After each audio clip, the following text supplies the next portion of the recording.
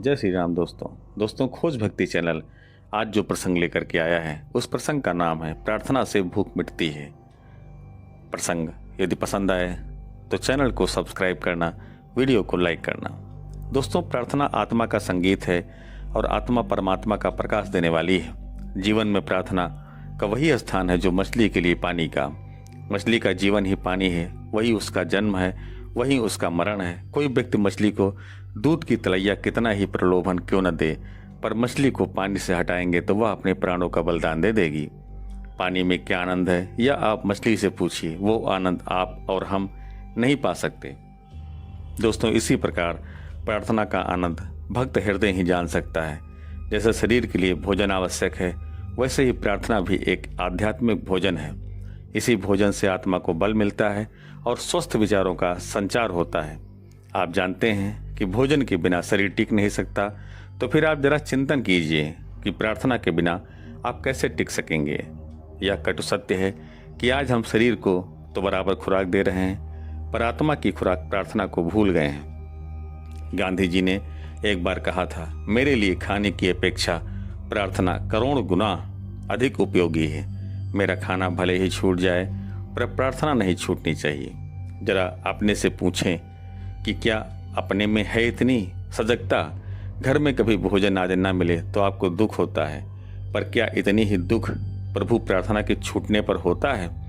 आप दुकान पर जाते हैं और दुकानदार को सामान के रुपए देते हैं, पर बाकी रुपए लेना भूल जाते हैं। कितना दुख होता है आपको। तो फिर क्या एक दिन प्रभु प्रार्थना भूलने पर कभी इतना दुख हुआ। प्रार्थना के लिए जो निष्ठा मन में जगनी चाहिए वह कहाँ जग पाई है। प्रार्थना को एक तरह से हमने बेकार समझ रखा है। समय मिला तो कर ली और नहीं मिला तो कोई बात नहीं। प्रार्थना के बिना यूं ही रह गए। प्रार्थना को खाली समय का काम नहीं समझना है। इसके लिए अनिवार्य रूप से समय निकालना चाहिए और नियत समय पर बिना किसी विलंब के तन्मयता पूर्वक प्रार्थना करनी चाहिए। प्रतिदिन अपनी जो दैनिक चर्या है उसमें करणीय कार्यों की एक सूची रहती है। जैसे प्रतिदिन घूमना जरूरी है, समाचार पत्र पढ़ना जरूरी है, टीवी देखना जरूरी है, दुकान या ऑफिस जाना जरूरी है, भोजन करना जरूरी है, आराम करना जरूरी है। तो हम यह कैसे भूल जाते हैं कि प्रार्थना करना भी जरूरी है।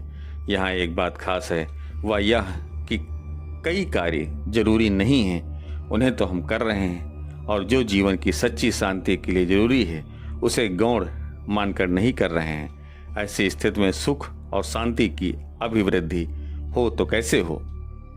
प्रार्थना से क्या लाभ है, इसके बोध के लिए, इसकी प्रतीति के लिए हमें प्रभु के साथ तन्मयता से जुड़ना होगा।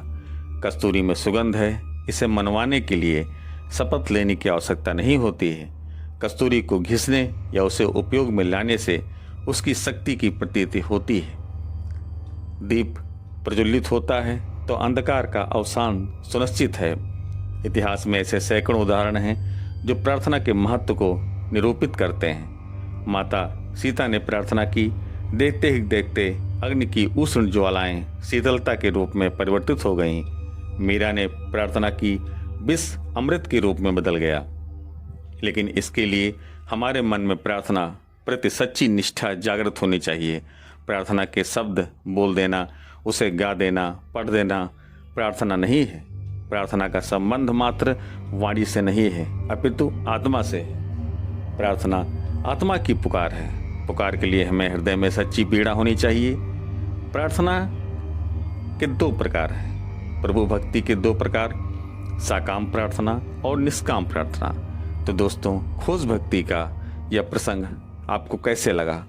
अगर प्रसंग प्रार्थना से भूख मिटती है पसंद आया हो तो चैनल को सब्सक्राइब करना और वीडियो को लाइक करना।